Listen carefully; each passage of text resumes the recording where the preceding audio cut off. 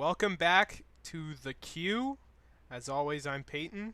Peyton. Yeah, it's just Peyton. There's no one Yeah. else here. It's just me. There's no one else. Yeah. Yeah. Yeah, but today we're gonna talk about the Oscars, Mm-hmm. cause that happened on Sunday. Sure So did. it sure did. It was pretty boring to watch, except for when they actually announced the awards. But like always, people like to grandstand and give their little speeches, their cute little speeches. But so yeah, we're gonna go through section by section, kind of talk about each nomination, talk about what we wanted to win and what won. And yeah, I think we should start with the biggest one because it was the biggest surprise, which is actor in a leading role. Um, which I saw a lot of upset over that. I don't know if you saw any of the upset. I know you don't use Twitter. I No. don't use Twitter, but I heard secondhand. I A lot mean, of I can only assume. yeah, but I did read a New York Post article on it, which I'll talk about a little later when we're actually talking about who won.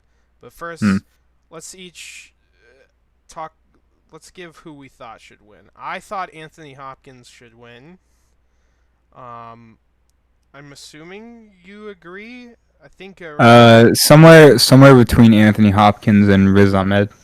yeah, yeah. I mean, like, as much as I didn't personally like Riz Ahmed in Sound of Metal, I know, very hot take, but I definitely wouldn't have been upset if he won. Yeah. I mean, he's obviously, whether you liked his performance specifically in that movie, whether you liked that movie, obviously a pretty great actor. Oh yeah, 100%. Which it's unfortunate that the only two movies I know him from was Sound of Metal and then fucking Star Wars Rogue One. Yeah. Yeah, he needs to be cast in better stuff. Or more better stuff, I should say. Bro, the cash grab. Yeah. But the favorite to win though was Chadwick Boseman because, as you pointed out to me, because I didn't pay attention to the other awards, Chadwick Boseman basically swept in that category at pretty much every other awards show for film, and so everyone expected Chadwick Boseman to win. But Anthony, I think he took best actor at like pretty much every big award ceremony before the Oscars. So it yeah, was like considered like a guarantee in the same sense that Nomadland was considered a guarantee for Best Picture and Chloe Zhao for Best Director. It was pretty much considered a guarantee that Chadwick Boseman was going to win Best Actor. mhm, yeah, and it was pretty surprising to most people.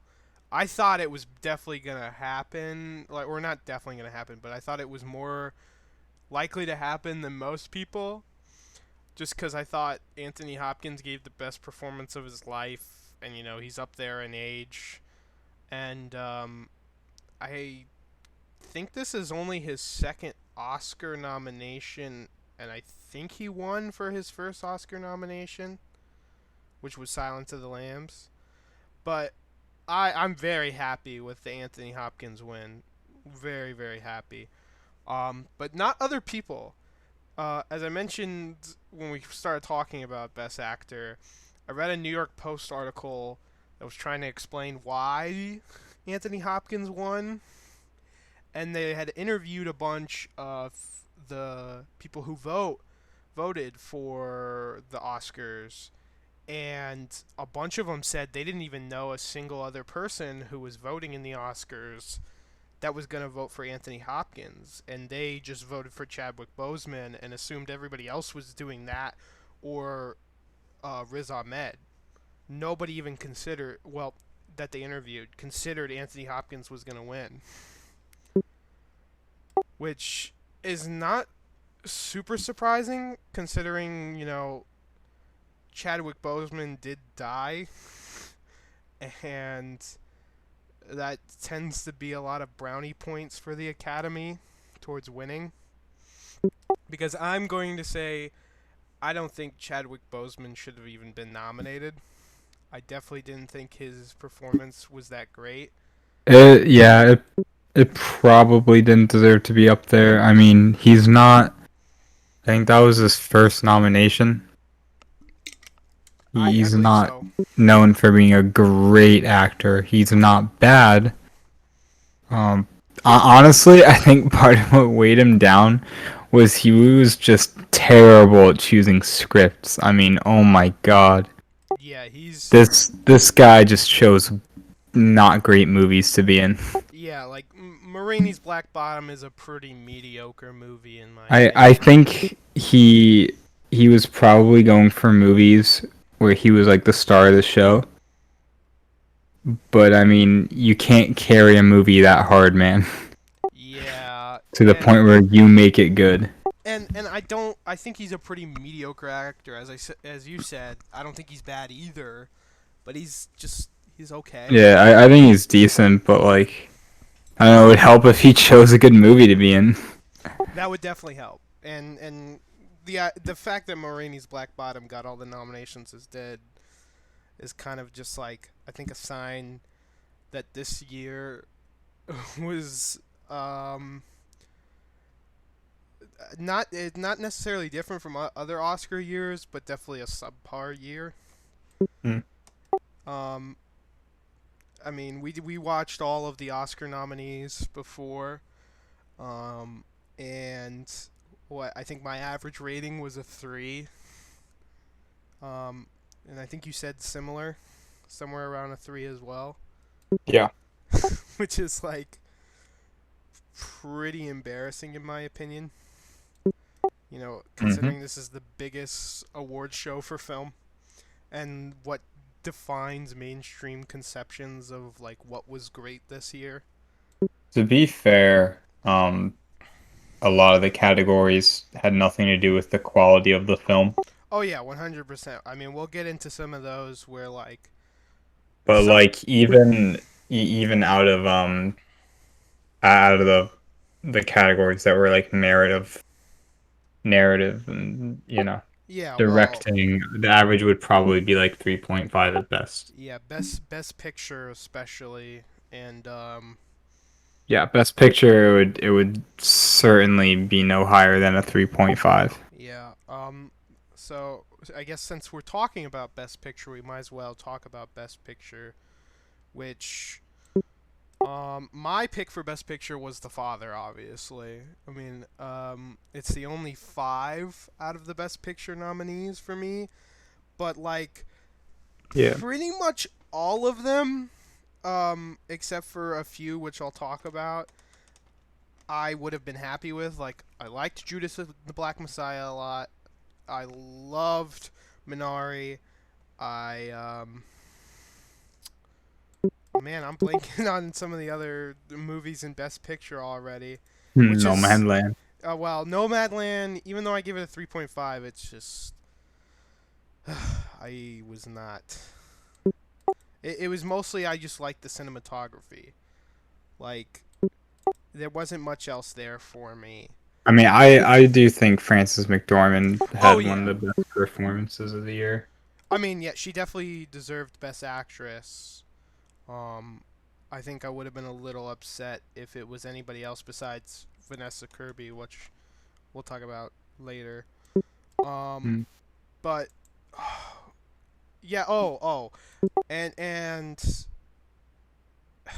Sound of Metal I would have been happy with, even though I didn't personally like it, because I can Yeah. appreciate it. Um, I can It would have appreciate been a what it really does. unique one to win Best Picture. Yeah, that's very true. But Promising Young Woman, Trial of Chicago 7, Mank. Um, yeah, those range from mediocre to straight up bad for me. Um, Trial of Chicago 7 I found pretty bad. I think I gave it a 2.5 because it is very average, but it's in the lower end of being average to the point where it's almost bad. And then, It's just a forgettable movie, honestly, oh that yeah, really doesn't have anything to say at all. yeah, it I doesn't. mean, I assume the point of that movie was basically just my name is Aaron Sorkin and look how good my writing is. But the writing, I mean, if you like Aaron Sorkin's writing, good for you, but in this movie it's pretty much accepted that it fell flat. Yeah, and Most of the lines felt extremely gratuitous. I mean, it was silly. it was especially troubling for me because I don't like Aaron Sorkin's writing outside of Social Network, which I think is the He's only place his writing ever worked.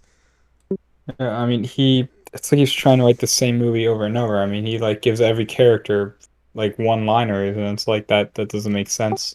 People And don't speak like this. yeah, and his show, The West Wing, which is Uh, something everybody else loves, I hate with a pet burning passion. It's the same thing in West Wing. All the characters just give one-liners, and Everyone's quippy, everyone's witty. It's yeah, odd. they don't feel like real people. They feel like they are just stand-up comedians that Mm. are doing their stand-up. And this is supposed to be a serious movie. It's about a very serious topic, um, and it does not do the event justice at all. Like I from think part of the problem with sorry, I was just like thinking more about yeah, the writing. Um, oh my God, I lost my train of thought. Part of the problem is that the way it's written, I feel like it's difficult for the actors to really get immersed. Like, I'm sure it doesn't feel like they're talking to each other. It just feels like they're reciting their lines yeah, because nothing's really natural about it, hmm and I'm sure that makes it really hard. I mean, you're basically told to give some like cocky line, and it's like, would my character do this? I don't know, but fucking Mr. Sorkin said so. yeah, and it's so strange. Yeah. It's from the beginning. I did not like that movie. But also just Promising Young Woman too.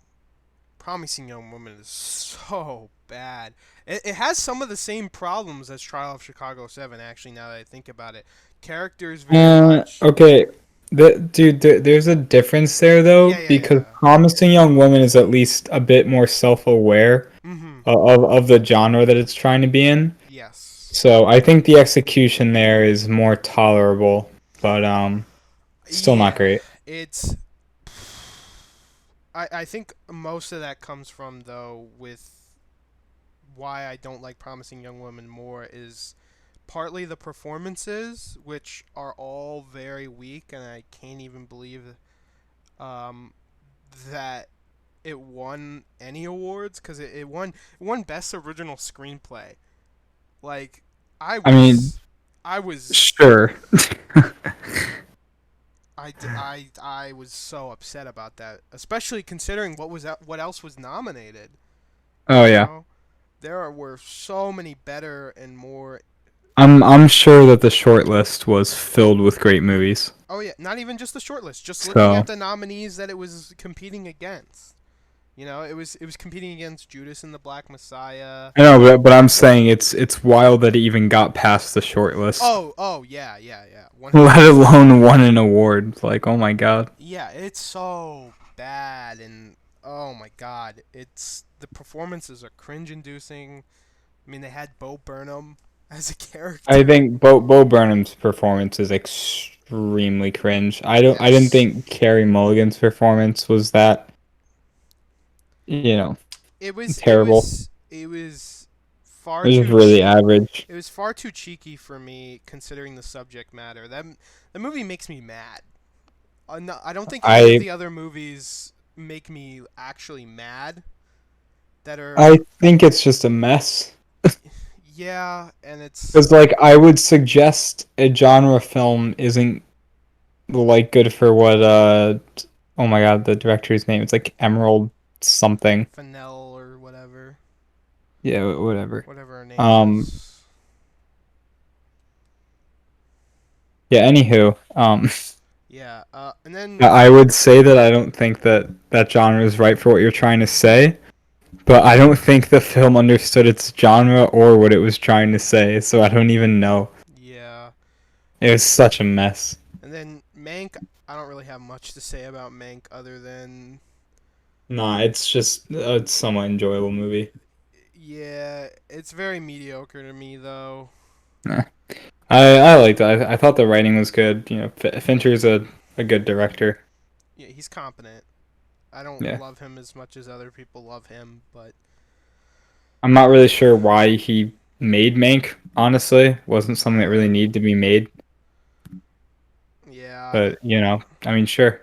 yeah, it It was was just an kind of whatever. interesting one. But Judas and the Black Messiah, Minari, The Father, and Nomadland to some extent all definitely deserve to be there. Oh, and Sound of Metal. Almost forgot Sound of Metal. All deserve to be there. Um, I really wanted Sound of Metal to win, but obviously Nomadland won. It was the favorite to win. Um, a little disappointed about it, but I mean, I kind of expected it. And you know You know what's funny? what? Back in September, the frontrunner for the Oscar was First Cow. Wow. Yeah, What a year. what a year. An unusual year to be sure. Um, but I guess since we're talking about Nomadland, we should talk about the other categories that it had a big win in. Let's talk about actress in a leading role, which, oh my God, besides Frances McDormand and Vanessa Kirby, none of the other ones deserve to be here at all. I'm trying to who's nominated? Frances McDormand, Viola Davis, Andra Day, Vanessa Kirby, and Carey Mulligan. Yeah, Um, I mean you can argue Carey Mulligan. I don't think she's anything special, but yeah, Viola Davis and Andra Day they were just like mediocre. Andra Day was bad. Straight People up were bad. like praising Andra Day for like this being her debut, and I really hope people aren't like giving her credit just because it's her debut. That would be silly. Yeah, especially since I found her performance bad. I mean, I thought it was pretty bad. I mean, the movie she was in was also really bad. Yeah, I think she's just inexperienced, honestly. Yeah, Like it's probably that. I think she has potential.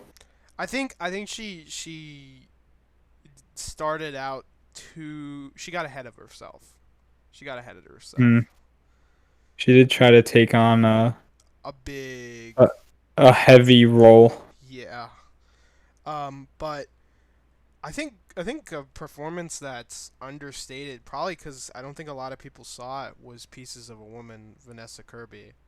I Oh yeah. really liked her performance in that. It was No, real good. she was great. That movie has a ton of problems, and I really don't want to talk about the merit of the movie itself. Yeah, But Vanessa Kirby was outstanding. I yeah, mean, and talk about a good nomination. Like that's one that makes complete sense. Wasn't really about the movie being great. It was just yeah. her performance I mean, her being great. performance carried the movie for me, and Oh yeah, no, she portrayed her character with so much pain, in emotion, but it yeah, wasn't. Yeah, well, it wasn't. I wouldn't even say emotion. It was almost. It's hard to explain, but there was such like a tight, like almost Oh it my god, felt I don't know how I'm like trying to say this. it felt It authentic. was It felt yeah. authentic. It didn't feel like someone trying to overdo it. It felt like someone trying to like, hide her pain, someone who's even like good at hiding her pain, and it was just a really nuanced performance in that Yeah, sense. I personally liked her performance more than Frances McDormand, but I definitely think Frances McDormand deserved the win. You know, she's a wonderful actress. I love Oh her yeah. in I other. mean, it was probably the best performance and, you know.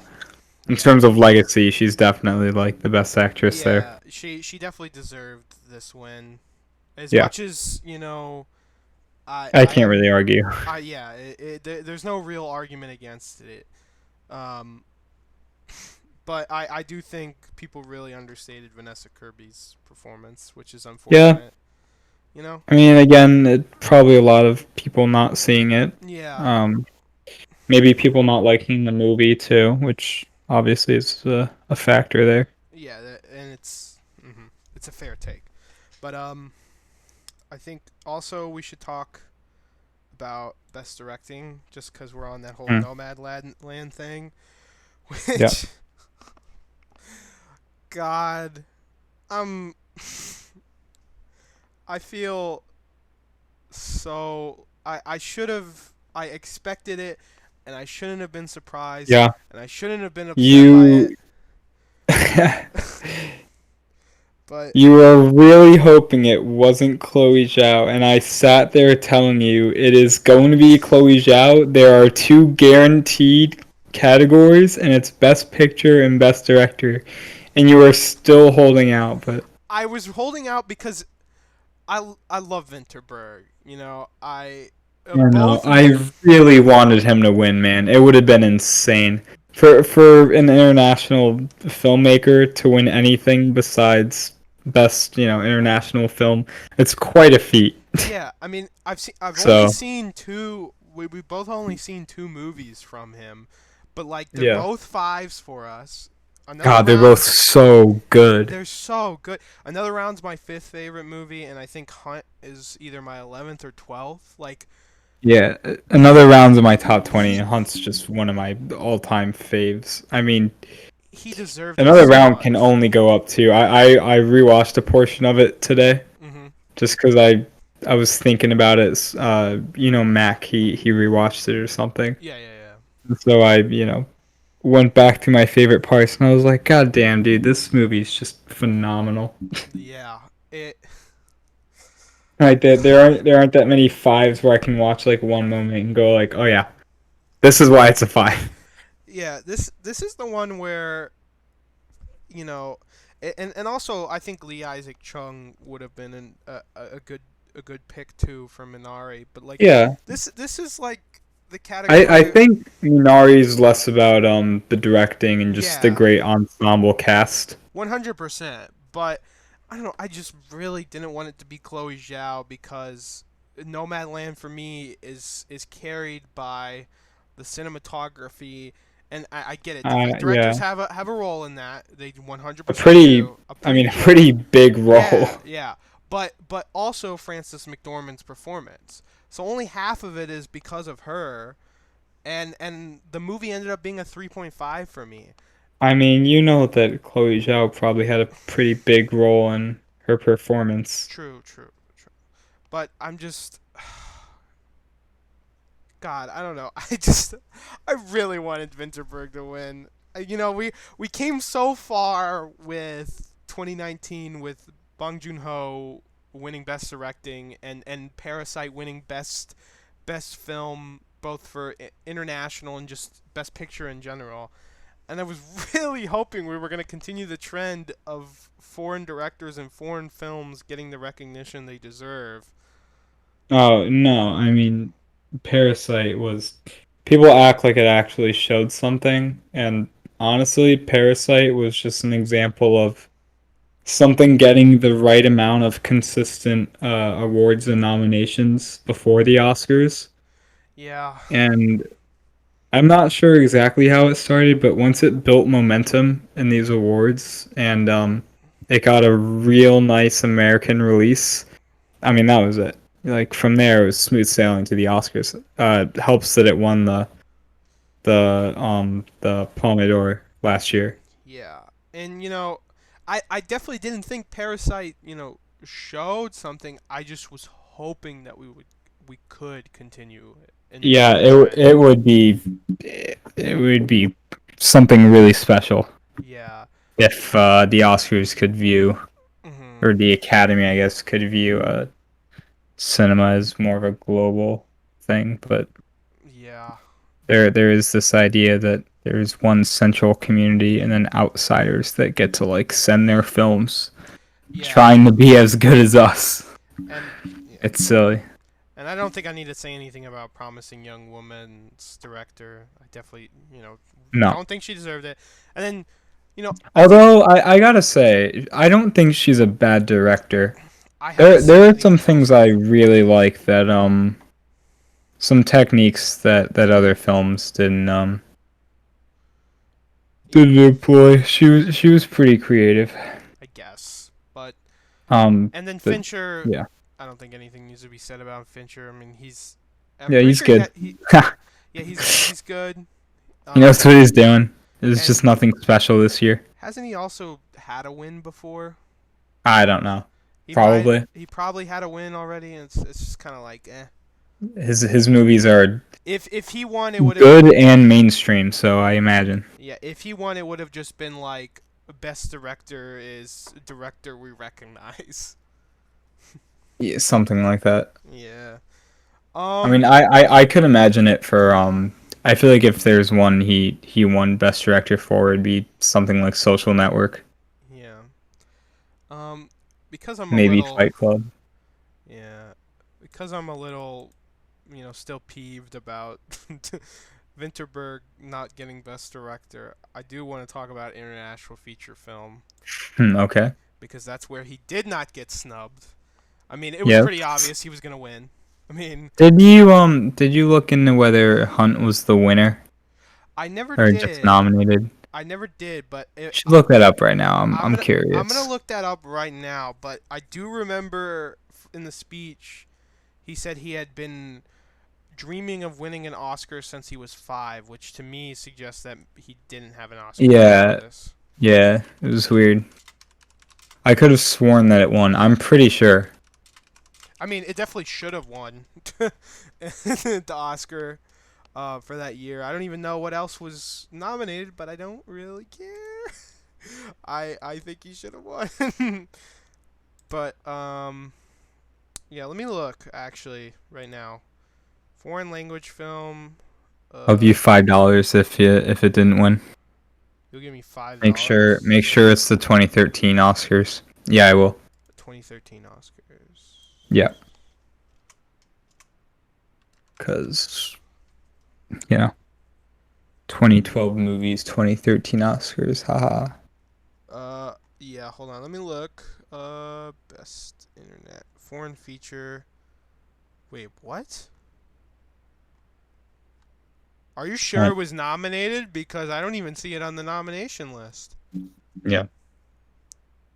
Hold on. Let me check again, cause the Oscars website is being a little weird. Yeah, it's not even. Unless It doesn't even say it's nominated. Oh, oh, dumb. Uh, Yeah, I mean, you know how annoying release dates can be.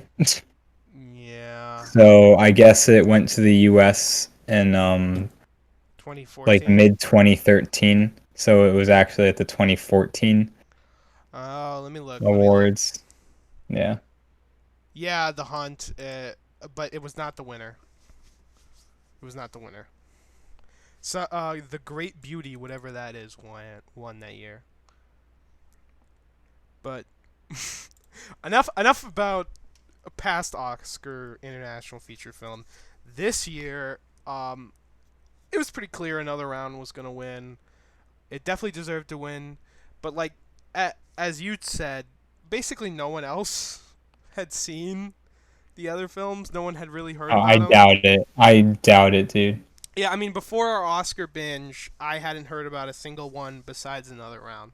I vaguely knew about Better Days. I literally just I heard about it that it was coming out Yeah, a while ago. And I was like, "Oh, okay, cool. Maybe I'll watch it." but Obviously, I knew about Collective. mhm, Um, yeah, it's pretty much it though. yeah, but I definitely The think, guy had never heard of Man Who Sold His Skin. yeah. But I think this was the strongest category this year, though, because I liked all Yeah, of the it was films in this. consistent. Yeah, it was consistently good. I mean, except for another round just being in a complete Oh yeah. different league than the rest of them. But they were all consistently good. I liked them all. All besides Adia, the the Bosnian film. I gave them a 4 or above. Um, I think I gave all of them a 3.5, except for another round. yeah, you liked them less than I did, which I was a little disappointed about. But I almost gave Better Days a 4, but that's it. yeah, I really liked all of them, and I definitely felt it was the strongest. It was the category that I was actually looking forward to the next film in. Yeah. When we were doing other categories, I was kind of like, oh, I'm kind of Well, yeah. I mean, there was more substance to these. yeah, Actually, something I'm really happy about. I don't I mean, obviously, these countries are always going to choose something that's like somewhat, you know, pressing or topical. yeah, Because if there's more than like a sort of narrative being Oscar bait, mhm, any sort of issue is the real Oscar bait. If you can apply it to the real world, yeah, it instantly has a oh higher yeah, chance of winning. and Um, ironically, the only one that's not super current is Another Round. Another yeah, round's more of like a timeless topic, you and could argue Man Who Sold His Skin isn't. it It it brings up issues, but not necessarily something that's like a current problem. the grand message is a timeless message, but it's used in the Yeah, context of a modern day issue. So it's yeah, kind of like same somewhat with Better Days.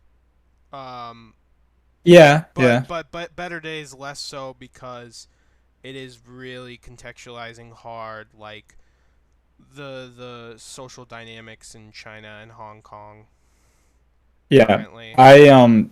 If there's one thing that stops Better Days, from being a 4 out of 5 for me, and like pushing this to like a movie that I really love, Hmm. it's definitely that it distances itself from what it's trying to be, Yeah. just in like the scope of the narrative. Like it tries to have this like crazy story, Y- and it just didn't need to like become that complicated.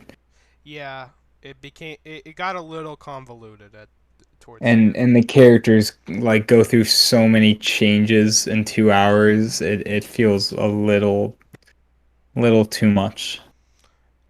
Yeah, I can agree with that, but I guess it was just a little less Yeah. impactful on me than it was for you. I But mean, that's like one of my few criticisms, though. I was It's also just something that weighed a lot for me. yeah, I was surprised that Collective though was in here, considering it was a documentary. I Yeah. I haven't really heard of documentaries making it into the international feature film category often. Yeah. Well, I mean, if a country decides that's their best film, then I mean, sure. Yeah, I mean, Collective was very good. you know. Are documentaries eligible for Best Picture? Oh, that is a good question. I do not know, and I will look that up. But yeah, that would be a good thing. I would hope so. I would hope Like so. I know in general the rules are a little bit different for international feature because it's pretty much like Yeah, I know. We every talked. facet of filmmaking in one category, not stretched out across like a dozen awards Yeah, like the rest of the Oscars. we talked pretty extensively about documentaries last episode since we watched Mole Agent in that, which was nominated for Yeah. best documentary. Which I guess we should talk about best documentary next since we're kind of on Yeah. it. Um, best Talking about documentary. collective and all that. Yeah. So I really wanted Collective or Mole Agent to win. You know, they Hmm. were the best documentaries out of what was nominated. Which we I talked about. complain about the short list again. Yeah, yeah, yeah. We talked about that last time where our favorite documentaries of the year were snubbed. Yeah. For best documentary, which really really pissed me off. Um, There were three documentaries, if you didn't know, on the short list that were incredible. Them being, and it's like pretty agreed upon that they were great. I think they all of them, except maybe I think Collective is the exception, but all the ones that I liked on the short list did not get nominated, and they all had higher ratings, average ratings at least on Letterboxd than the documentaries that were chosen. Them being Dick Johnson is Dead, which was surprising because well received, popular on Netflix. Boys State, which I mean, I'm not sure exactly why it didn't get in, but unfortunate. It helps that it was only available on like Apple TV. hmm, So I think that was the case, right? It wasn't like an Apple TV thing. I think so. I believe so. Yeah. Um, Um, and the last being oh my god, I can't. What was it? It's slipping my mind now. Boy State? Oh no, Welcome to Chechnya. Oh, yeah, Welcome to Yeah, Chechnya. that was the last one, Yeah, sorry. which was also pretty great. But I understand that that one didn't get a ton of attention. Hmm. It was it was on the short list for best visual effects, and it would have been so funny if it got nominated because it's literally just like the visual effects are just in that the subjects of the film Hmm. their faces are like modified I thought it using was really some good, like though. It was very good. it was somewhat subtle. Other times it was just funny. Well, yeah, Um, I guess. yeah, I mean it was an interesting thing to do instead of just blurring faces. Hmm. You could Um, argue it was even more effective because yeah. entire features were changed. So I did look it up. Um, it there doesn't seem to be a rule against documentaries winning Best Picture or being nominated, I'm but sure it's just they just never have. people's yeah. I think people's attitude is such that like documentaries should stay in their category. Yeah. In the Um. same sense that most people probably leave animated film for the animated category. Mhm. Very rare that one gets nominated for Best Picture. Yeah. But as we talked about last episode, we did not like the other ones that weren't Mole Agent and Collective, Crip Camp, My No. Octopus Teacher of Time, God, they're so bland. and I 100% thought that Crip Camp or Time was gonna win. Crip Camp because of the Obama endorsement, and Time because the relevancy of the topic. You know, Yeah. but how the hell did My Octopus Teacher win? I'm still baffled. Yeah, I'll be honest, I just don't know. Like Like I really just don't have an answer.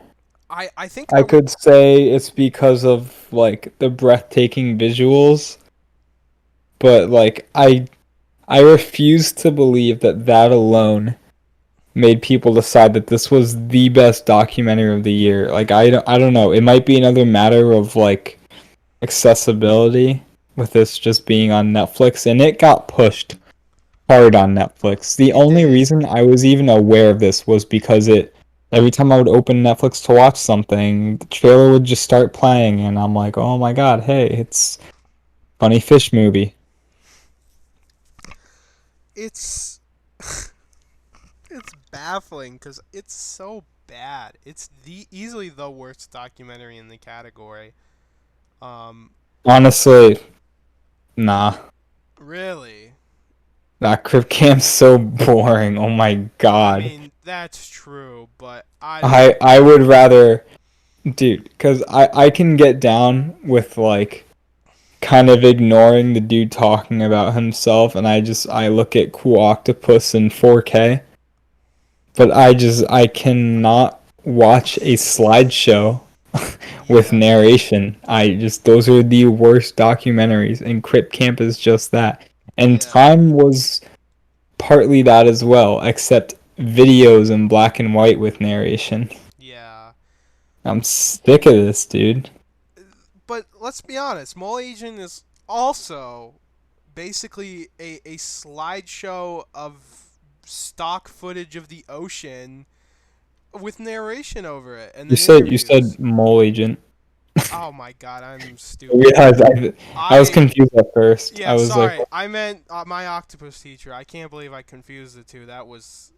I'm very sorry to the filmmakers of Mole Agent for even besmirching your name with my octopus teacher. But my octopus teacher is the same. And we said this last episode that if Time or Crip Camp or My Octopus Teacher won, this would continue to prove that people think of documentaries as slideshows with narration over it, and that's oh yeah, exactly what people think it it's is. definitely really reductive for documentary filmmaking that these sorts of documentaries keep getting the most attention.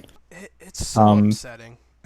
I It's mean, so we're upsetting. moving away from like pure talking heads, Hmm. which is a pretty bizarre standard or convention of documentaries. But It's the worst because even me, who's somebody who like watches lectures sometimes in my free time. I don't pull up a documentary to get a lecture. I'll pull up a lecture yeah, to get a lecture. I'm a documentary. I'm here to see.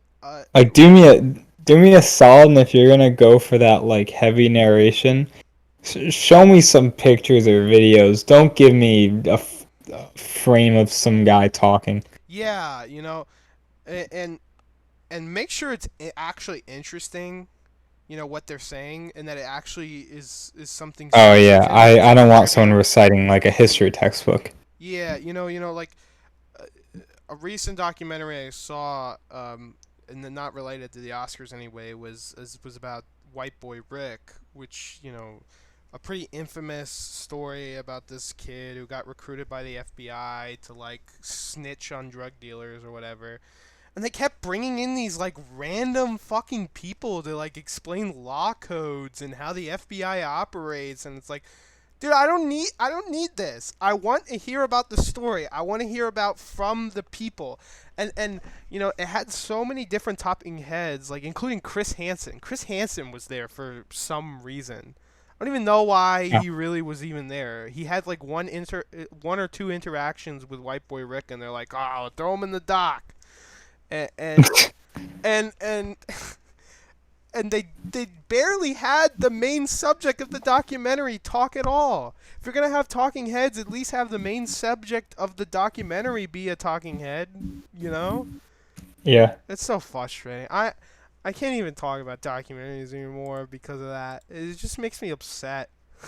It's really sad because there's one documentary that actually there's two that I said were really great and pushing documentaries to their full potential. Mhm. Collective on the one hand, going full like Frederick Wiseman kind of style. Obviously not the same like Mhm. um methodology for Yeah, yeah, yeah. It showed the events. It just had the events play out in front of the camera. yeah, You know. And shot it in somewhat interesting followed ways. followed certain people, switched subjects occasionally. Yes, yes, yes. It was clear a camera was just placed in the right place at the right time. Mhm. Mole Agent was really really cool, honestly, Yeah. conceptually. I started to get like a little tired of it, but I really appreciated what it was. It Mhm. was incredibly immersive. I I'll think just say that. I think even though I liked Collective more, I think Mole Agent would have definitely been the better win. Just for showing a sign that documentaries can be more. Yeah, It would I be a more mean, important Mole win. Agent was basically just watching a narrative play out in real time.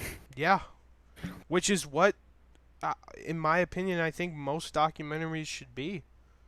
Hmm. Is kind of you weave your footage of these real events into a narrative. Yeah, I don't think despite how this is the popular use, I don't think documentaries are as interesting as like a retrospective of like super old events. It's Oh, just sure. not compelling. Yeah. You have to have a really important or interesting message Mhm. or agenda in your documentary if you are going to talk about something that happened like 50 years ago. Yeah, I mean, like 100%. war documentaries at this point are just like the prime example Yeah. Yeah. where there's, I mean, come on. It's a we oversaturated. keep we keep getting, as time goes on, we're just getting more and more and more like World War II documentaries, which, that's obviously going to be like the most covered war. Yeah. Vietnam as well, and like there's just nothing new because normally, like with the war, it just becomes a matter of like which documentary is the longest, which covers it the most, and eventually you get to like a 15-hour series, and it's like, well, what's next? Like, what are you gonna do? Yeah. Basically, once Ken Burns makes a documentary about a subject, that's it. Mhm. Oh, he did baseball? Sorry. There's not going to be another history of baseball documentary. What are you going to do? Make one better than Ken Burns? Yeah. I mean, Ken Oh, you want to Burns. make one about the Vietnam War? Sorry, kid. Have you ever seen the Vietnam War by Ken Burns? Yeah, Ken Burns is kind of the standard for those kind of documentaries. He's too good, Yeah. and he covers too much. He's much more thorough than most of them. Yeah, which Yeah. I think that's an interesting thing to do. Just because some people, instead of like reading a full history about something, they'd rather just sit back and kind of get talked to about a subject for a while. Yeah. But outside of that, I just don't see the point in those documentaries. Mhm. Like a 2 hour documentary about World War II, like it's rare that you're gonna have anything interesting to say. Yeah. Um. Okay. I think next we should go into like actor in the supporting role and actress in the supporting role, and then I don't think we have much to talk about the other ones, so I think we can just speed Oh, run maybe the other not you. ones. Well, Maybe not you. okay. I'll take it back for a few. There's a few where I'm like, okay, we probably have a lot to say on this one, you know. Um, but Bro, I'm about to go off on makeup and hairstyling. actor in a supporting role. Pretty clear it was gonna be Lakeith Stanfield or Daniel. It was pretty much a guarantee that it was going to be Daniel Kaluuya. Yeah, yeah, yeah. Like, and no one was surprised. People knew. He didn't look Yeah. surprised. I personally wanted Lakeith Stanfield more, but Yeah, either one were my big picks. There was yeah. barely a difference I for wanted me. Lakeith Stanfield. I just think he's a better actor. Yeah, same, 100%. Uh, and the rest of the category were kind of strange and just not in the same league at all as them two. Yeah. Um, Famously or infamously rather. I don't even remember his name because I just don't care. Sasha The guy Baron from Cohen. Sound of Metal, Oh, Paul Ratchett. Sorry, I thought you were gonna say Paul. Sasha Baron Cohen, which I was the mean, least he's deserving just one. like someone who doesn't make sense being in the category. Yeah, but Paul Ratchett was pretty uh forgettable. I want to say. I mean, as I said, I don't love Sound of Metal, so one of the most forgettable parts of Sound of Metal, getting a nomination was kind of weird to me. But and I don't think anyone was particularly super praising of it anyway. I didn't see anyone praise him for his performance. No, people only talked about the story being great, the sound design being great, and Riz Ahmed being great. No one mentioned anything else. They got nominated for those, you know, best picture, sound design, best actor. Hmm. Who the hell was talking about Paul? Yeah, and I liked Leslie Odom Jr. I'll say that in One Yeah, Night in Miami. I thought that was it was good. deserved. Uh, Definitely would have been weird if he won because he definitely wasn't the best. Yeah, it was a movie carried by its performances, but Yeah, that was also part of the problem. yeah. And I don't think he really had to do much as an actor to Mhm. do well in that movie. Yeah. And then, as we said, Sacha Baron Cohen doesn't make any fucking sense considering his character was, as we said, all one-liners because all the characters in that movie Yeah, are he was one-liners. he was comic relief. He didn't really have to do anything new. Yeah, I mean he did It he was did what he really does in every movie. He played the role he plays in every single movie, and it's not even a good role. It's a horrible role in my opinion. You know, hmm it only works in Borat and Bruno and stuff because it's a very different kind of thing. It's not a narrative really in the traditional sense. Oh yeah, him in narrative films is a whole different story. Yeah, he You, doesn't you work in go those. from laughing hysterically with him to just laughing at how bad he is. Yeah, you know, he he really is just best when he's improvising. He cannot work Well, with planned it's out also material. his. Well, he does the thing where he's like taking his narrative seriously, Hmm. but writing like ridiculous jokes around it, and it just kind of ends up feeling like an Adam Sandler movie. That's actually perfect. That's the perfect comparison, actually. Um, which you know, Adam Sandler movies infamously bad, and I think that's a perfect comparison for it. Except for Punch Drunk Love is great, and you need to watch Punch Drunk Love. Oh yeah, I know. Yeah, Yeah, it's PTA, so like I mean, but it's Adam different. Sandler is genuinely good in that because I I believe it. I don't think Adam Sandler is an incompetent actor. I think I well know he's good. he can do one thing really great, and it's what we just said, and it works in the context of Punch Drunk Love. Hmm. You'll see when you watch it. But let's move on to actress in supporting role because I think we exhausted actor and supporting role. I'm really glad. Um, I can't pronounce her name, and I'm not gonna try. But the grandma from Minari.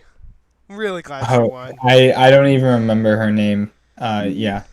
I would have loved Olivia Colman too. She would have definitely deserved it. She gave a great performance in The Father, Yeah, but I wanted her. I I think it is important that we have some foreign actor representation, especially since we didn't really get it in any other category.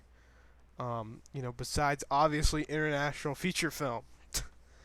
Um, Dude, speaking of foreign actors, oh boy, um, what's the name of the Maria actress from Bakalov. Borat?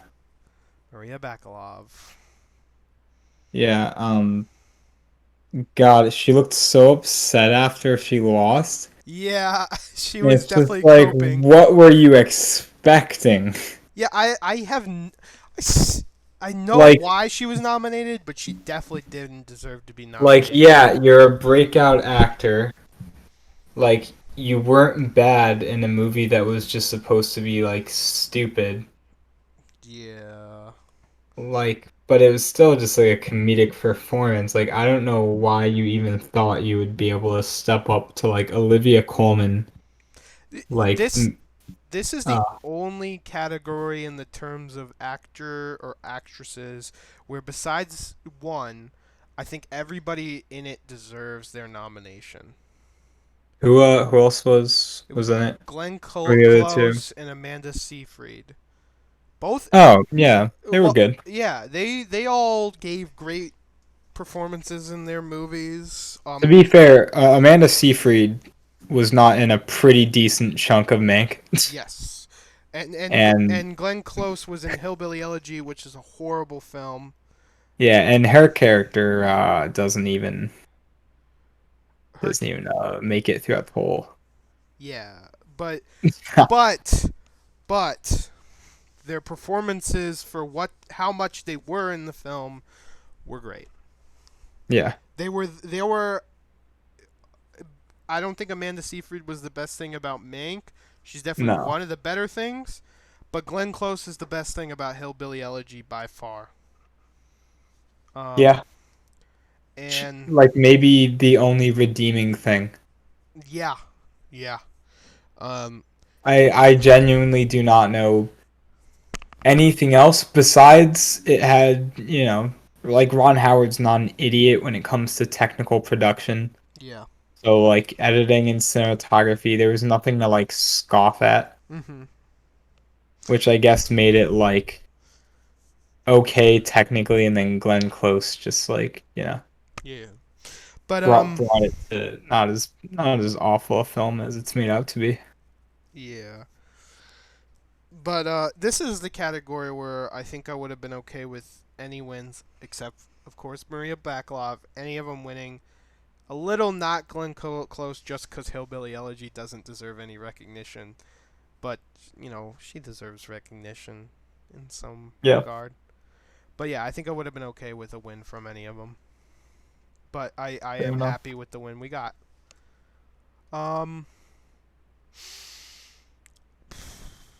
let's talk about animated feature film, just to Let's get do that out of the it. way.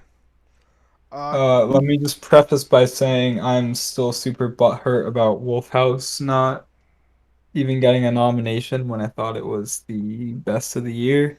I Just made it haven't on seen the it. short list. I know you haven't seen it. I'm just plugging Wolf House. It's great. Yeah. That's all. I, I have the hot take here where I loved Wolfwalkers and Soul.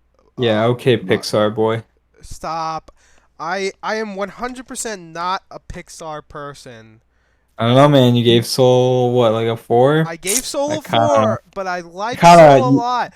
I think Soul is bro. one of the best Pixar films. Bro, you're kind of reeking of a Pixar fanboy right now. I I don't know. hate this, and I hate being uh, blasphemized as a Pixar fanboy.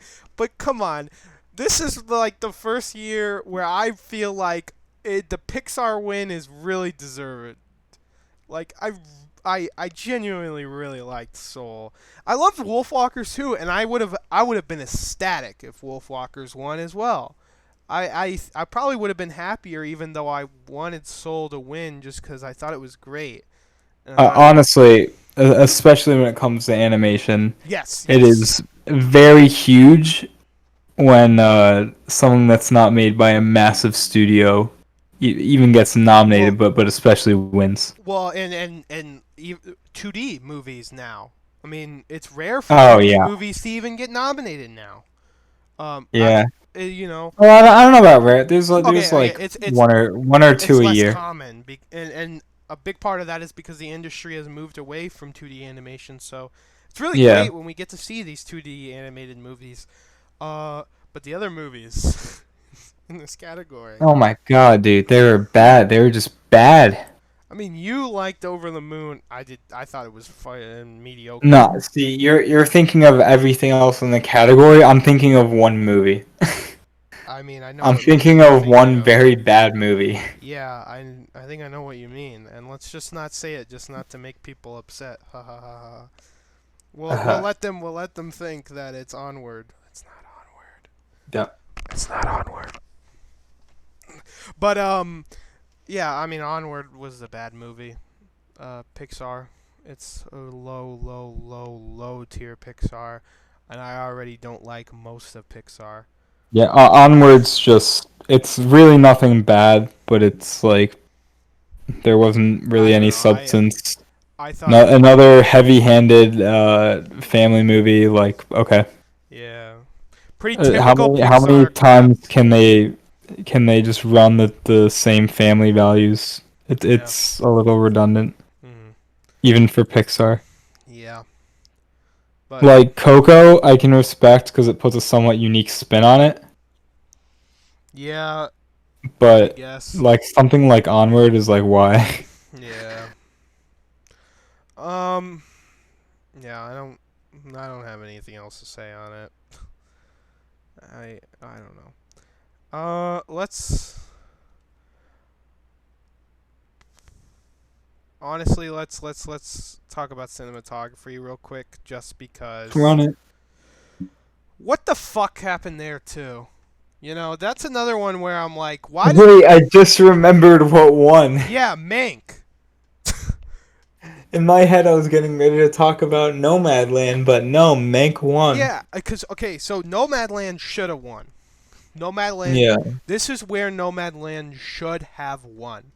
Its cinematography was amazing and the best of the year, by far. At least out of what was nominated.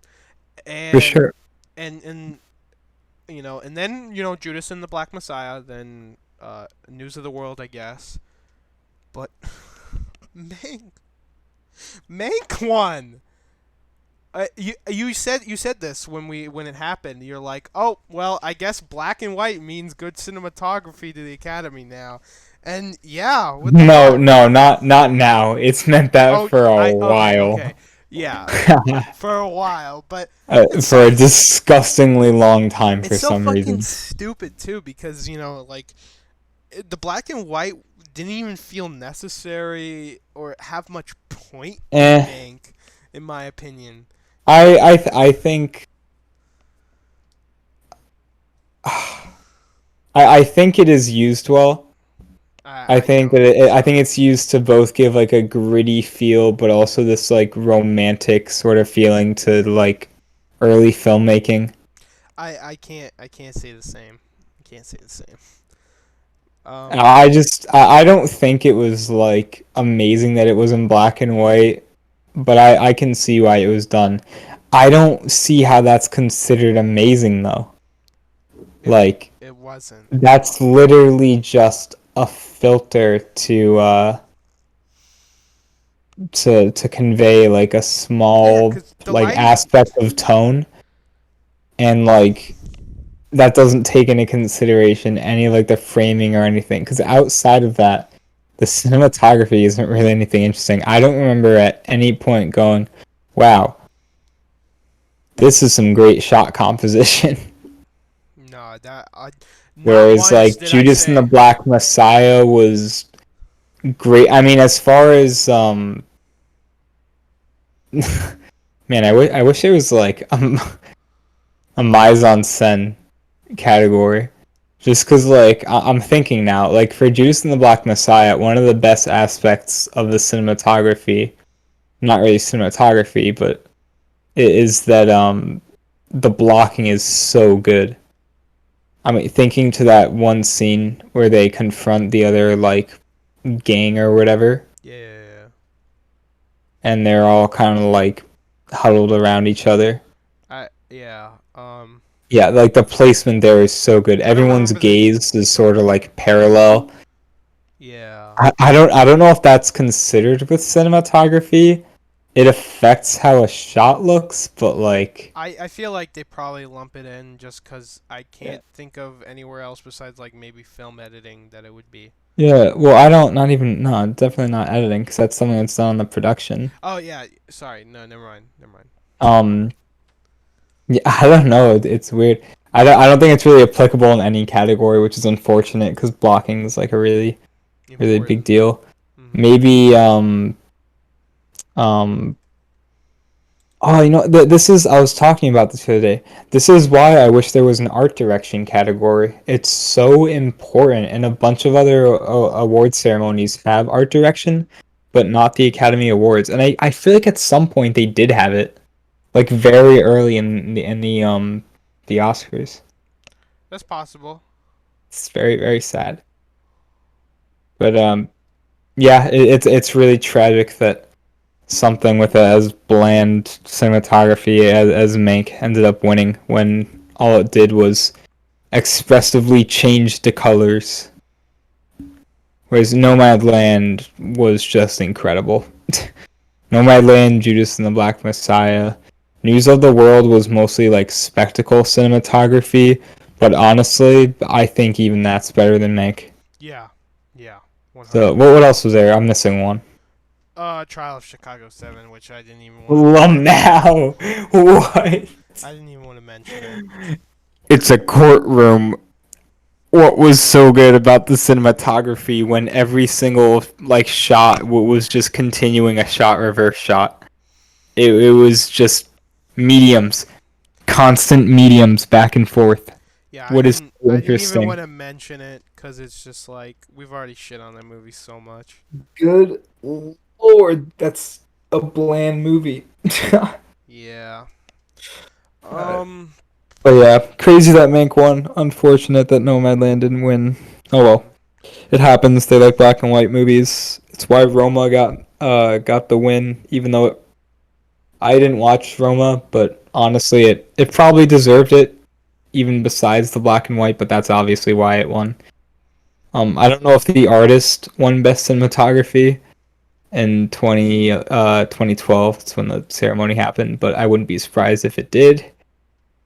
It's just how it goes down, black and white. yeah. Um, now I'm kind of at a loss where we go next, cause Wherever you want, sunshine. oh yeah, all right. Let's talk about writing, both adapted and Oh no, original. Cause adapted's great. Cause the that father is great, won. Woo! fantastic. But fuck Fantastic. that, fuck And that. We're going the opposite end. Let's talk about promising young woman. no, no. Oh my god, that was oh shit, bro. Okay, what the fuck happened there? Cause you know, here's what's in original screenplay: Promising Young Woman, Judas and the Black Messiah, Minari, Minari. Sound of Metal, and Trial of Chicago 7. Good How did it lord, win over all of those? dude, How? I'd argue Trial of Chicago 7's like on par with the writing of Promising Young Woman. I oh, probably, but but It's Judas and the such Black a Messiah messy script. Like the reason I call Promising Young Woman a mess has nothing to do with like the technical aspects, and that's why I don't think that she's an awful director. I just think she produced a She pretty wrote terrible it too, script. by the Yeah, way. that's what I'm saying. Yeah, I don't think it was awful direction, but my god, it was badly written. yeah, but I just don't understand how it won again I against don't know. Sound of I don't Metal, know. Minari, and Judas and the Black Messiah. It doesn't make sense. Sorry to burst your bubble, but a woman wrote a movie about rape, so it kind of has to win. Fuck, so stupid. Holy shit. And it's it's really funny to contrast because writing adapted screenplay, besides fucking Borat 2 being there, it was a pretty good category. I liked all the movies in Oh there. I yeah, thought they all had great said scripts. Sound of Metal, Judas and the Black No, Messiah. no, no. I'm talking about Um. adapted, but for original, Oh, sorry. yeah, but for original, it was Judas and the Black Messiah, Minari, Sound of Metal, Trial of Chicago 7, and Promising Young Woman. Yeah, But but adapted screenplay, I liked all the movies.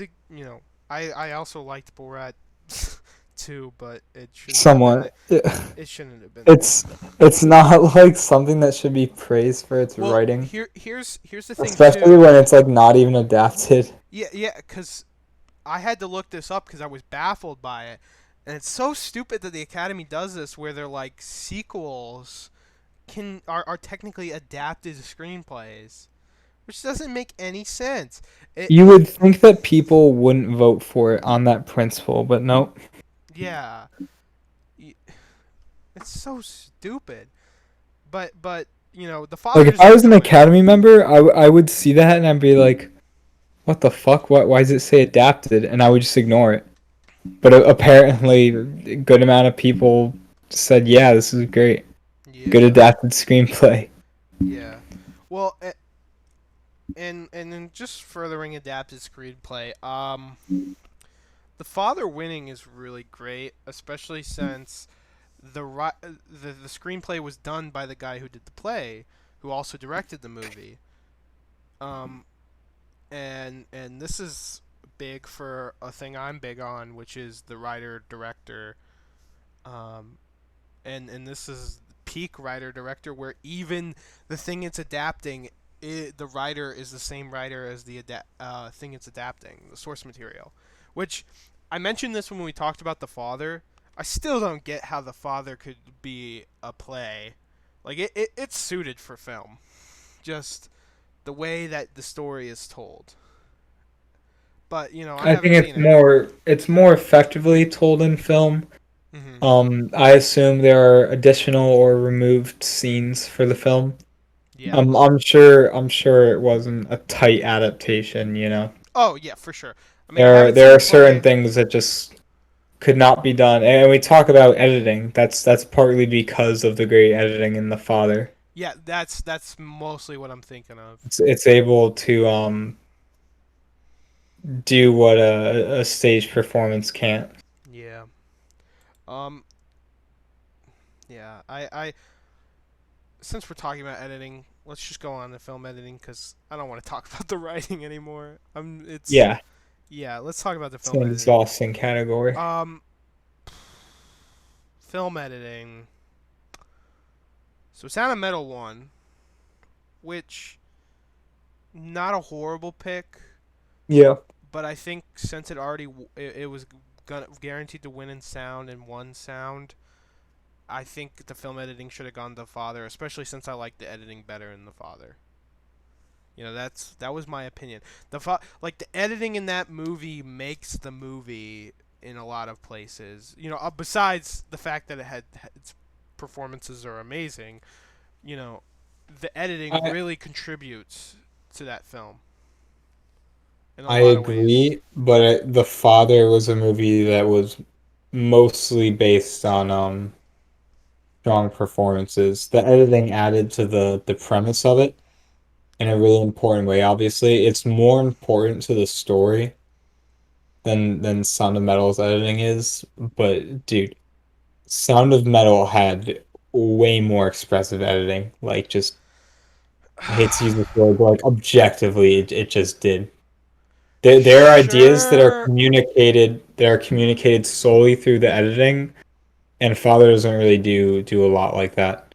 sure, but I just think in being a tool to elevating the film, I felt like The Father's was better. But I I can't get think too I think upset. in the Father it doesn't serve as like it's so in both movies obviously it's a tool to elevate the film, but it's very different in both because the Father it's more like a bridge for certain moments, It, but yeah, I'm not too upset about the win. I'll say that. yeah, As much as I wanted The Father to win, but I'll avoid arguing with you over it. yeah, cause But both had great editing, very yes, different. I didn't really care which one. but I would have been pissed if obviously, Trial of Chicago 7-1. I would have been so upset. You have hey, no idea. hey, but guess what else is in there? We can't escape it. Promising Young Woman is also there. Editing wasn't that bad. It was actually pretty decent. It's decent, but do you think it really should have been nominated Uh, over everything I know, I else? know, I know. It's really hard to separate bad movie from good technical aspect, but honestly, it deserved it. It was good editing, like genuinely. Mm, I explained earlier. There are some things that the director chose to do that were very cool. Things that were obviously like storyboarded like before the editing process had even begun.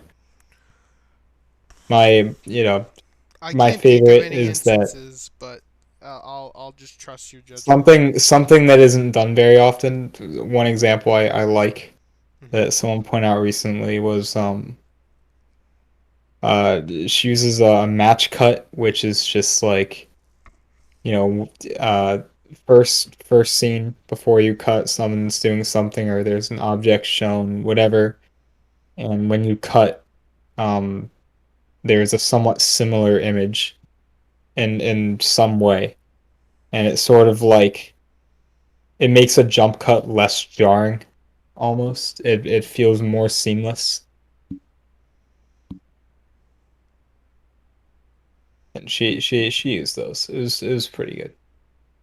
Yeah, Things okay, like that aren't used as often anymore. okay, okay. I'll give you that.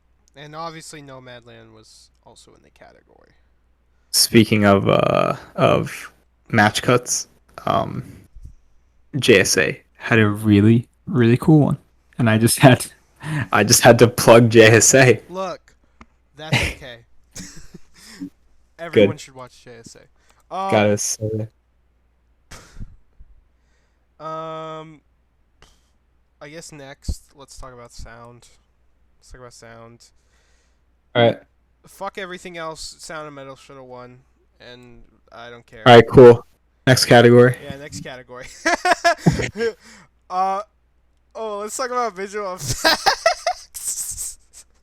let's talk I know. I know why you're laughing. I know what you want to talk about. I want to talk about how the fact that like two of these movies should not have fucking been here at Wait, all. two?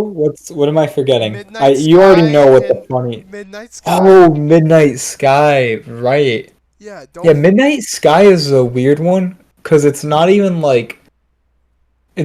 super funny that it's in there. It's just like why this is just like mediocre. Yeah, and then One and only Ivan is just like fucking Marmaduke CGI. it's so bad. Nominated for an Oscar. Like, bro, why didn't if that got an Oscar for or if that was nominated, then why didn't Garfield get one? Why didn't Garfield get a nomination for Best Visual Effects, Peyton? I Answer literally, me that. I literally can't answer that question because the standard is so fucking low now. The The bar, precedent has been set. and Tenet won obviously, and If your movie has more visual effects, it will win. Simply have a main character built digitally, and you will win. but yeah, Tenet won. Whatever. Tenet. Not super surprising. Yeah. Tenet, but man, I really wanted Love and Monsters to win.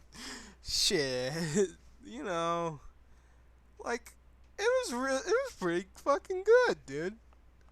That was the best thing about that movie.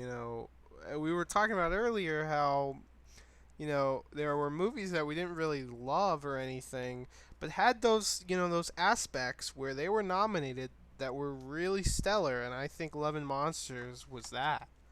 And I thought that Yeah. was the best thing about the movie. And I'm kind of upset that it didn't win, but it's Another movie where I wish that art direction had a category because I think it belongs in visual effects and art direction. I mean, the design there is so cool.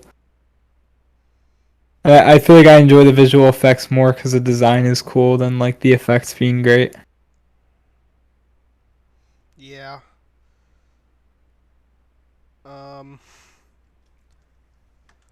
yeah, I got to agree. I mean, but I do still wish it won. But and then I'm not even going to talk about Mulan. Fuck Mulan. I don't even want to talk about it. It was also nominated, but fuck it. I don't want to talk about it.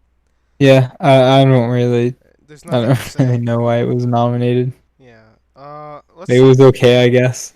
Let's talk about what you wanted to talk about big time. Makeup and hairstyling. Yeah. Now I wanted Pinocchio to win. There were this is where I thought Pinocchio should have won, even though I didn't love that film. The makeup and hairstyling was really good. It was really fucking good.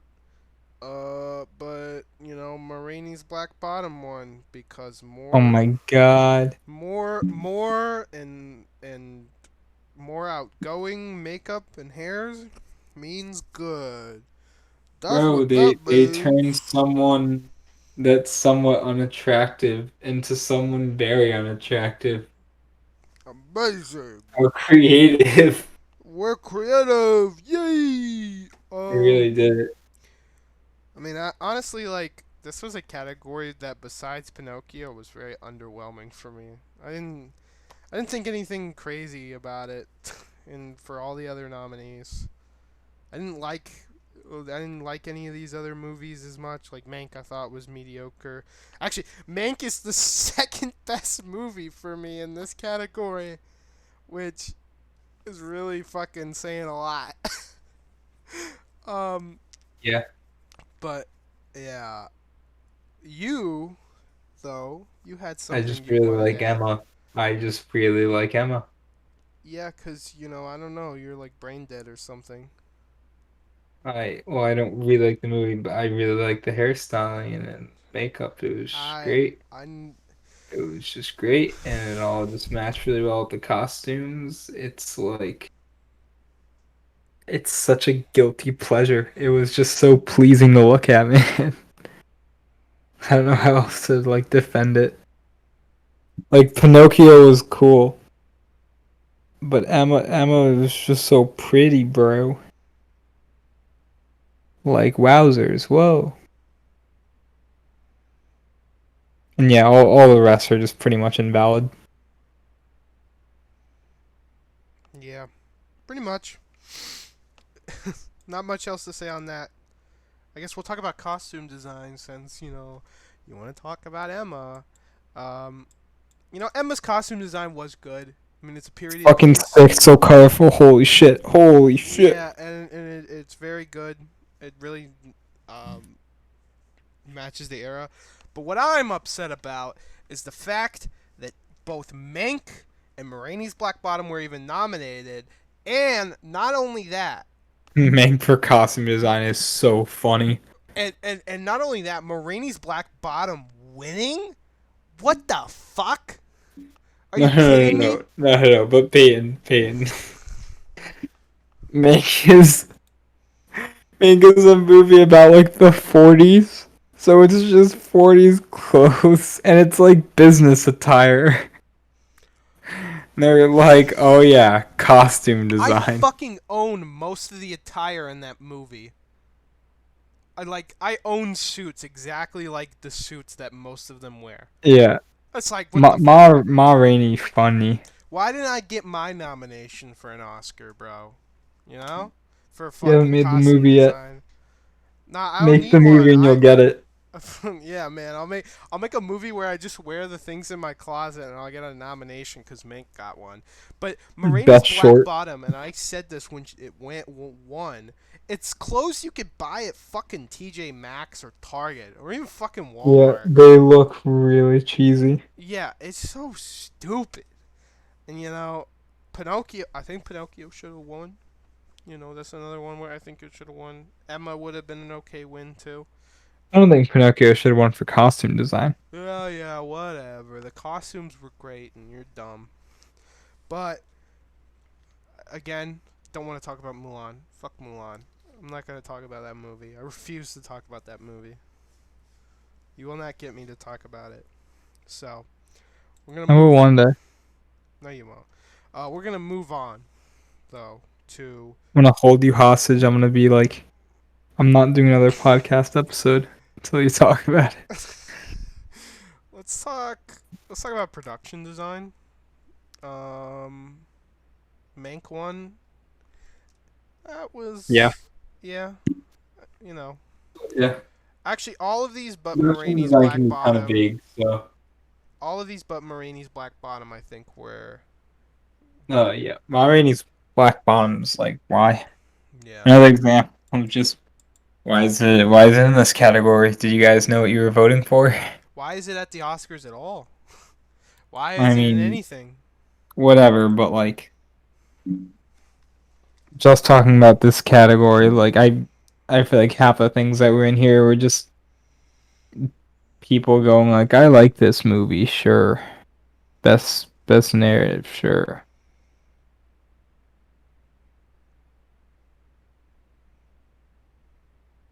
Yeah.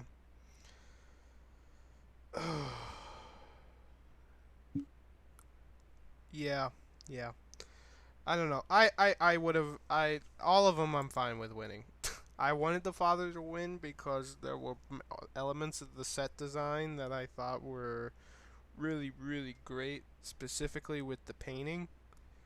Um, but whatever, whatever.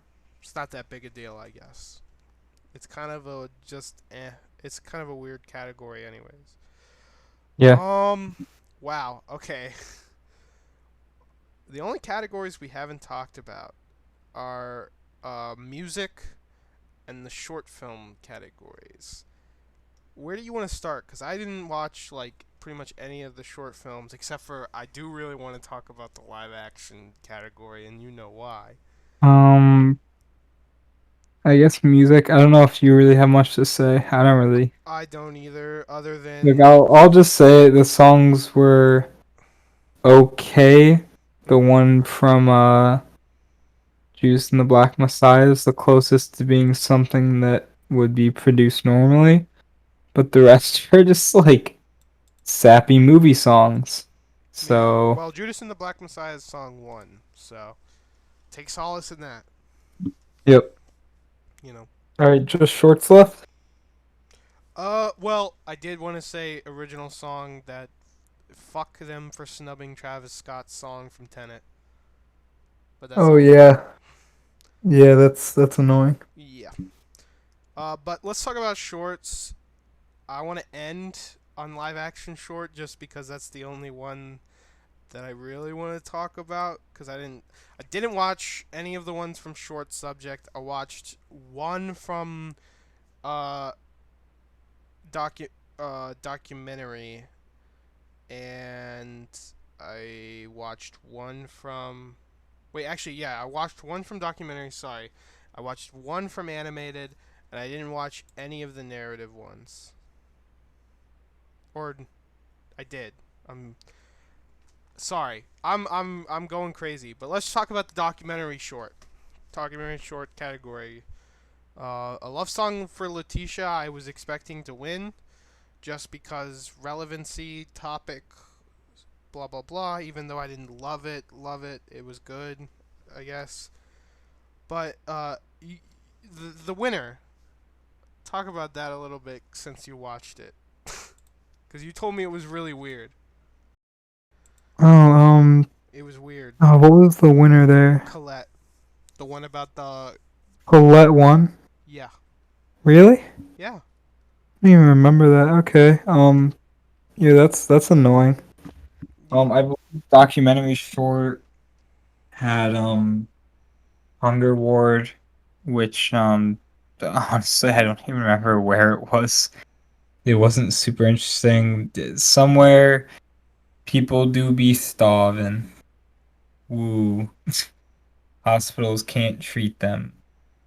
Um, there's the one about the protests and rioting in Hong Kong, which was really great in just detailing the sort of escalation that occurred in Hong Kong, showing how, like usual, it just kind of started innocent and now both sides have so much animosity towards each other that it's out of control.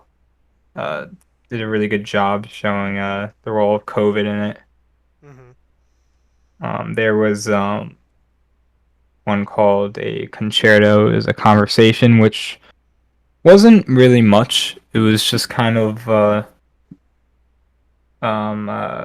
musician who I believe. What did he do the score for? He did the score for a big movie. That was the reason he was relevant. It was like a New York Times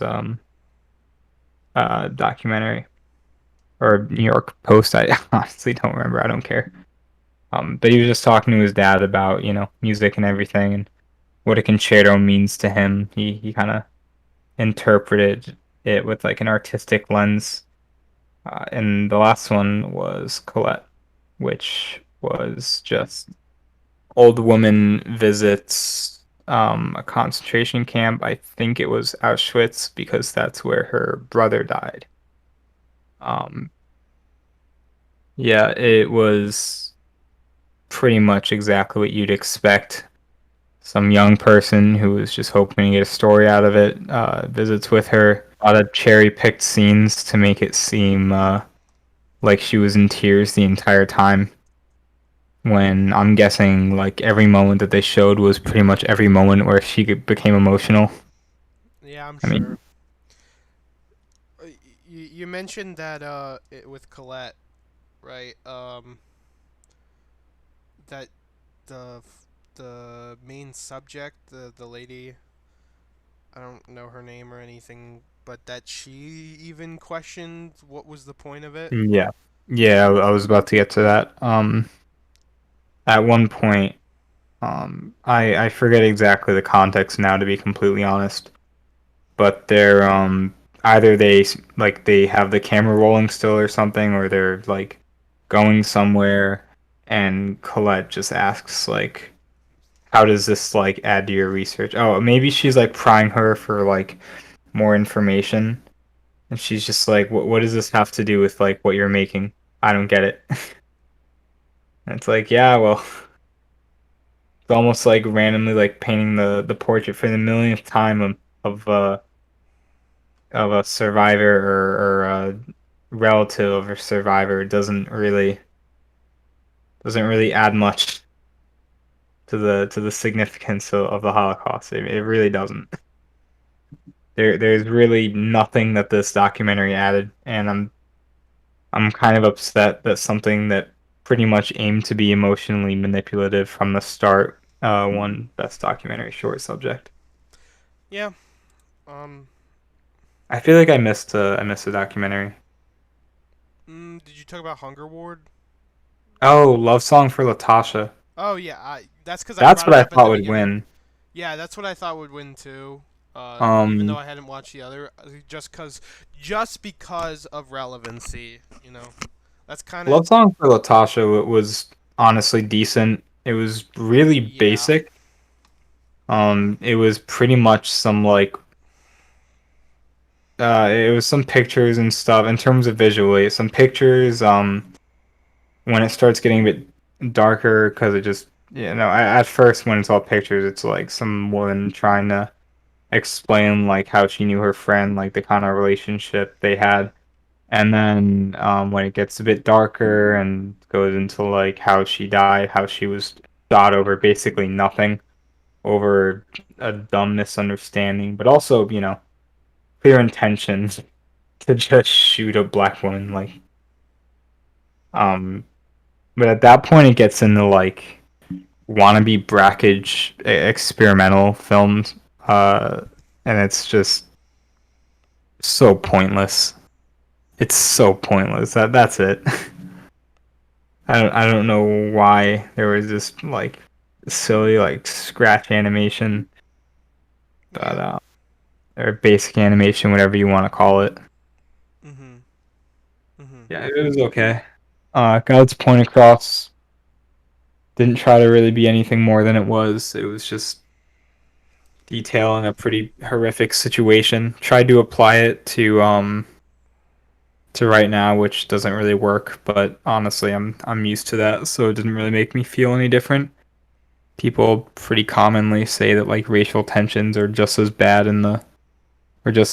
as like in the 70s as they are now, which is fucking silly. Yeah, whatever. Next category, I suppose. Yeah, animated short film, which exactly what I thought was gonna win won. If anything happens, I love you, which I Oh my did not god, like, yeah. and I don't even really want to talk about that. It's kind of like Elephant in the sense that kind of baits you by presenting this other narrative at first that's like compelling on its own. It's just school shoot. Woo, so crazy. Bro, this says a lot about how sudden and jarring school shootings are. Whoa. That's crazy. I need an animated film to tell me that. It's just a pretty underwhelming win. yeah, It was the most popular by far. I mean, it got released on Netflix earlier in the year. I think I watched it in like December. It was like months before the awards, or not even just award, months before the deadline, which was late February, I think. Um, and a lot of these shorts came out like last minute. hmm. But yeah, it had the popularity and the big platform. So Yeah, plus that's topical. Not surprising that it won. mhm, mhm, Had like the wholesome style as far as the animation goes. So yeah, there were some really really cool animated shorts though. Aside from that, Burrow. I don't even remember who made Burrow, but that was a pretty That was a pretty fun 2D one. I remember mentioning to you it has like that rough 2D style that Tom Moore, the director of Wolfwalkers, is pretty famous for now. Um, there was Opera. Opera was just cool. um, it's not really worth explaining. It's just cool. There's nothing it's really trying to say. It's kind of like an animation flex. Yeah. Yes, people, not really worth talking about either, honestly. Um, not the most appealing 3D animation, and the concept is just everyone says "ya" Mm, to convey different things. yeah. It's somewhat funny, but often it's just like, okay. Luckily, it's short. I don't even know how to say it, but uh, Genius Loci. Um, that one, that one was great. That one I really like. That's a whole experience, and without giving anything away, I would encourage anyone to watch it. It's a great story, if you can call it that, and really crosses into like avant-garde territory. So really cool watch. I probably forgot something else, but honestly, the only one that I super loved was Genius Loci anyway. So Yeah. I haven't seen any of the animated ones besides what one, so I can't comment on it. But live action short film. Oh good boy. lord, I only saw good one. lord. Again, another one I only saw one of, and I saw the winner. But how the fuck did this win? I it was released on Netflix, so that's probably part of it, but god fucking damn, dude. Holy shit, this short film was so bad. Everything about it, nothing was good about it. There was nothing good about it. Even the fucking message, which it could have been great because, it could you could commentate on, the current issue of police violence, and you could have done it in a really great way. I think But if it was trying to be funnier, that too. it Yeah. would have helped. But Uh, it took itself so seriously, and I mean, especially like the end. You oh might yeah. think the point is like misunderstanding of both sides, like when they mention like just talking it through or something, right? Um, and they have like a genuine conversation. It gets cheesy. They're like, "Hey, you're not so bad," but when like he just like shoots him after anyway, it's like, oh, it's trying to do this. It's leaning hard into to complete a cab, okay, Yeah, which is silly. and and here's the thing. Here's the thing. Even me, who doesn't like cops, you know, God, it was so stupid. Because the message is basically just, cops see black person, insta kill. I Yeah, will it's insta shoot them. literally the most surface level thing. It's just cops need to stop shooting black people. They are racist and evil. They simply do not care about others. And of course they choose like the most racist dude, like racist looking dude that they can cast. This guy looks like pure Russian. This guy looks stone cold. And then they put fucking Joey Badass in here. Like, why? You're really trying to paint this narrative. I can't believe it even has a 3.0. Yeah. Like I'm looking at I'm gonna go look at some high rated reviews. It's 100% just because the message, and I know. it This short film is disturbing, shocking, and fucking brilliant. Yeah, okay. yeah, whatever, buddy. But like, So smart. what was I gonna say? It came around the right time. I mean, the Chauvin trial was recently, very very recent. So it's just kind of like, oh, it gets to piggyback off of this fucking huge event going on in our political arena. Gets to I'm boost the sorry. I'm really distracted by something that annoyed me, and I just before you continue, I just need to read it. go ahead. It's a 5-star review of Two Distant Strangers, and it says, "I just know if I look at other reviews, some will just say it's not subtle enough, and that makes me convinced there's no changing some things." Like, holy shit, dude. You don't even understand why people are criticizing it. That's just assuming one side and trying to dismiss it before anyone has even made the case. When I don't think, I mean, it's not subtle, but you don't need to be. And I think with like important issues, it's better if it's not subtle. Makes it more accessible. Yeah. Spike Lee's like the obvious example of that. Something that just doesn't need to be subtle. I mean, there are some films from what I hear that are much more subtle, Okay. which is mostly because he's playing with more complicated ideas. I'll say But do the right thing is the perfect example of where Do the a Right Thing is film doesn't exactly the need to perfect be example. Black subtle. Klansman is also an obvious example, even though it's more of just funny narrative. Yeah, yeah. But yeah, fucking That's really I just misunderstood the meaning. yeah. This was so bad, and I'm really upset that it won. And Um, I didn't see the other ones, moving but I on didn't need to. from the other ones though.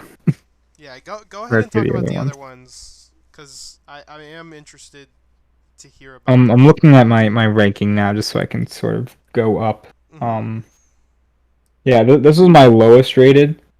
And pretty much halfway up the list of all the other shorts, almost a little over halfway up, is Feeling Through, which is actually a pretty interesting. I mean, it's not like a ton that it's saying, but it's just this short film about a guy who's on the streets late at night. He's looking for a place to stay. He's like texting some girl. He's like, all right, I'll be there soon.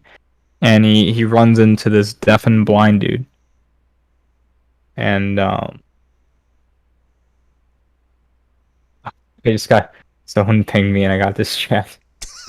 He I confused myself for a moment looking at the message because I was half paying attention. Um, yeah, so he meets this deaf and blind dude, and he just helps him out throughout the night. Realizes, wow, deaf and blind dude, not incapable of all this stuff. And at one point there's like a kind of disturbing moment where he like takes advantage of him. This like innocent guy who's just learned to like appreciate the world for what it is. And this other dude that's like much more privileged is taking advantage of him. It's like it was just interesting. There were some cool moments. They sort of bond together. Not amazing, but pretty wholesome short. Um, Letter Room was another one. With Oscar Isaac. Yeah, I really I wanted to wasn't see it, I and wasn't I really forgot super about it. interested in it. I thought it was slightly better, just in like Feeling Through didn't really. It felt exactly like a short film. Feeling Through didn't feel like it had like anything more that it could have said. Letter Room is interesting. Letter Room felt like something that could have been a feature length if it was written well enough, just because the enjoyment came out of well written dialogue and obviously great acting by Oscar Isaac. I mean, he's fantastic. Yeah, that's pretty much it. Concept is just you know prison guard or whatever gets moved to the letter room. He has to start dealing with like people's problems basically, because he's an empathetic guy. So um, next was White Eye. White Eye was just filmed about a guy who finds his bicycle stolen. He finds his stolen bicycle Um, it was stolen a while ago. He reports it. Um, the dude who stole it comes out of the building and he's like, "Hey man, this is my bike." And there's this like dilemma of like, whose is it? Because the dude who allegedly stole it, in actuality, just bought it off the street. It was stolen by someone else, and it's like, whose is it? So they, this guy, like, no empathy. The other dude like bought it for his daughter as well, so he could like bring her to school and stuff because they live far away from school. They're in like this pretty bad area, and his daughter goes to school far away. Um, yeah, eventually the guy got his bicycle stolen, like calls the cops. He makes it a big deal. Um, Turns out the guy was like an immigrant, so after like checking his papers when he calls the cops, he gets deported, and he gets his bicycle back at the end, like at what cost? It was pretty interesting. He even in a sort of like tragic moment near the end, as the police are like, "Yeah, we're not gonna take him away. We're just like sorting through his stuff, okay?" He like runs to an ATM because initially, the guy who bought it said, "Just pay me back for the bike, and I'll buy, and like you can have yours back." And the guy was like, "No, this is my bike. I shouldn't have to do this." But once he sees it escalate, and sees like the altercations play out, he like runs to an ATM, grabs the money, and it's too late by then. Comes back and they're gone. It was pretty tragic, pretty messed up. Sounds like it. You still got one? The only one that, huh? Sorry, keep going. Oh, I was gonna start talking about the next one. So if you have I don't have something you wanted to say, I don't have anything to add. all right. Um, the only one that I really really liked, and I'm not sure if this could be a feature, but my God, I just wanted this to keep going, and it was called The Present. It wasn't the most highly rated one that was nominated, and honestly, when I saw some people I know saying like this is the best live action short by far, I look at the average ratings. I question. I'm like, really? It's only got like a 3.6. The premise doesn't seem like super interesting, but like whatever. But once I watched it, it was just pretty great. Pretty much, um, I don't get super into it. A guy trying to pass through. Um, Sorry, I'm so tired right now. Yeah, I don't blame Guy you. trying to pass through an area. It's like heavily guarded. They gotta like inspect everything he has on him and whatever. Um, this is in the Middle East. Um, he's just trying to like get a fridge for his wife or something, and when he first passes through, cause his house is on one end, like the city's on another. Um, they like lock him up for who knows how long, like just waiting to like inspect him or something. Finally let him out. His daughter like pisses herself. I don't think that was really important, but like it was Okay. kind of funny. It was kind of funny. All right. It was a funny moment of pathos, I guess, that didn't really need to be there, but I guess sure. Go off, short Um, film. Go off. yeah, they get the fridge, fill it with food, and they painstakingly like run it back up this like hill and everything. I think they try to drive it back. The guy who ran the shop they bought it from was nice enough because he understood their situation where they live in a certain place where they have to go back through like the inspections. And I forget. It's like for some reason, like either the road's closed or like it won't fit through. They can't do that, and they have to like wheel it back on a little cart. of up this hill, an entire fridge full of stuff, and get back to the checkpoint, and same old thing. Like they make him take all the food out of the fridge because they're skeptical. Turns out the fridge doesn't even fit through this like little gate you have to pass through. Um, yeah, it's pretty much it. Daughter wheels the fridge around because it's like a segregated like area, so technically you are able to go around the gate, but they like enforce it, so all the people from that area have to go through, and that's it. They don't shoot the girl because she's just a girl. And they just let the guy walk with her as she wheels the fridge back home. It was really good. Sounds like it. Yeah, it was a cool story. All right. Well, That's it. That's the Oscar wrap up. yeah. It wasn't It was it whatever. wasn't a terrible presentation, but it was 100% the most soulless and uninspired ceremony. Yeah. I mean, you go back and watch the old Academy Awards, and they're filled with so much fanfare, so much obvious passion for the industry from everyone involved. The hosts were always extremely enthusiastic to be there, not because they were random celebrities, because they were invested in film. Yeah. But nope, last guy we had was like Jimmy Kimmel, right? Yeah. Yeah. The fuck does he know about film? So what you Literally just a celebrity so what you're saying who, is you do agree with Donald Trump that we should have Jimmy Kimmel back. yes, but not Jimmy Kimmel. Yes. But we need some life to it. It's supposed to be an event, not just a reading of the awards. Yeah. Some Like the best part was the person on the mic. She was great. The MC, she was cool. She was making like everyone laugh and stuff. It was I don't know. nice I liked Harrison when she was Ford's like little. announcing the nominees. I liked Harrison Ford's little thing. I mean, yeah, but like all the guests did something interesting, but or most of them. But the only like consistently good thing was the MC. Yeah. Okay. Unfortunately. Yeah. Also, funny haha did best actor at the end because they thought Boseman was gonna win.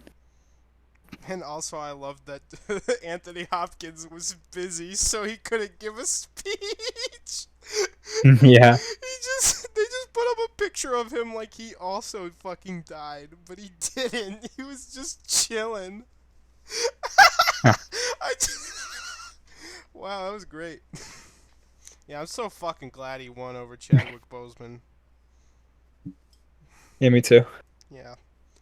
Well, that's about it. There's nothing really Yeah. else to say about the Oscars.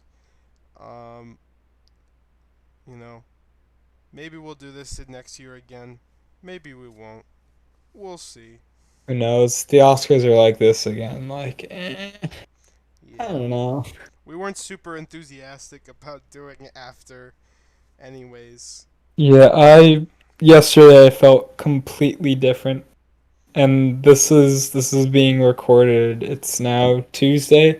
Mm-hmm. Um, you know, Monday I was like, man, I really don't want to do this. I don't want to talk about the Oscars. It was such a bland experience. Yeah.